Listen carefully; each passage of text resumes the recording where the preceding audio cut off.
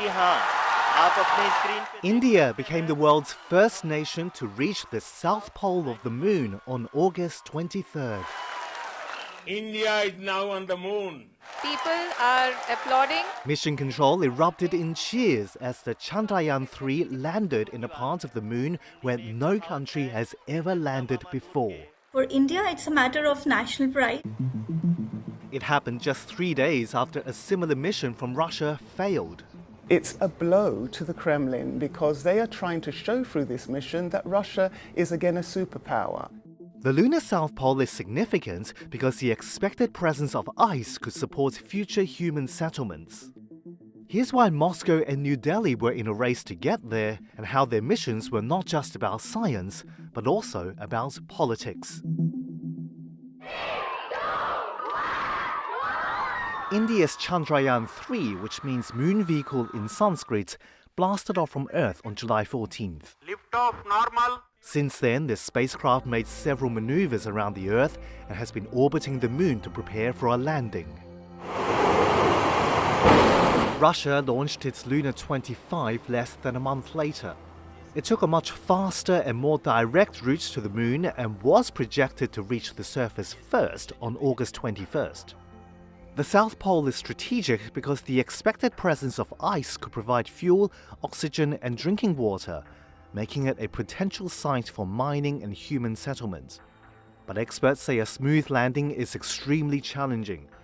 That's because the area has much tougher terrain compared to other parts of the moon.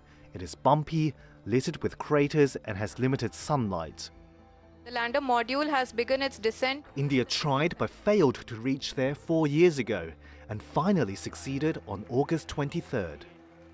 This success belongs to all of humanity, and it will help moon missions by other countries in the future. That makes India the fourth country in the world to reach the moon after the United States, Russia and China. India is expected to get a lot of offers from other space agencies, foreign countries to launch like commercial satellites for them, which is going to be also a revenue earner for India. A happy landing for Russia's unmanned Luna 17 spacecraft. Russia was the first country to send a rover to the moon back in 1970, towards the end of a space race between the US and the Soviet Union during the Cold War. But Russia hasn't launched another lunar lander since the 1970s, and the stakes this time around were especially high, more than 18 months after it launched the invasion of Ukraine. Connectors. Western sanctions imposed on Russia since the war complicated its collaborations in space with Europe and the US. Because of Western sanctions, a lot of the cooperation that used to take part in terms of space projects, they have come to an end. And also because of technology export bans, Russia cannot receive a lot of the electronics and other technology that it would have in the past from European nations that supported its space program. So this is extremely significant. For India, there are political and financial reasons driving its mission to the lunar South Pole. The successful mission could boost Prime Minister Narendra Modi's election campaign early next year.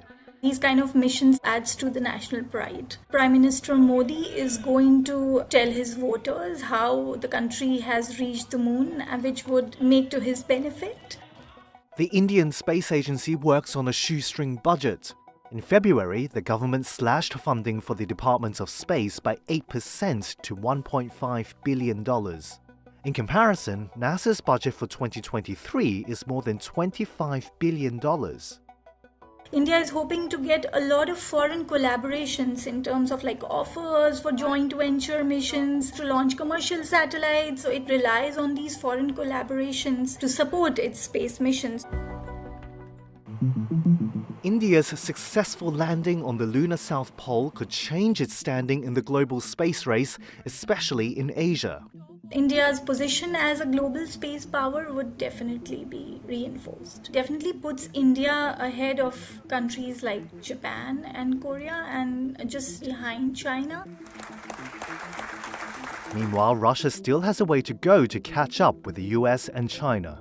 It's not the be-all and end-all for Russia. There are other lunars, Luna 26 and Luna 27. They both depend on electronics from the West, and for as long as sanctions continue, it's going to be difficult for Russia to obtain the kind of technology that it needs to continue collaborating and to ensuring that it is number one, as it wants to be, in the space race.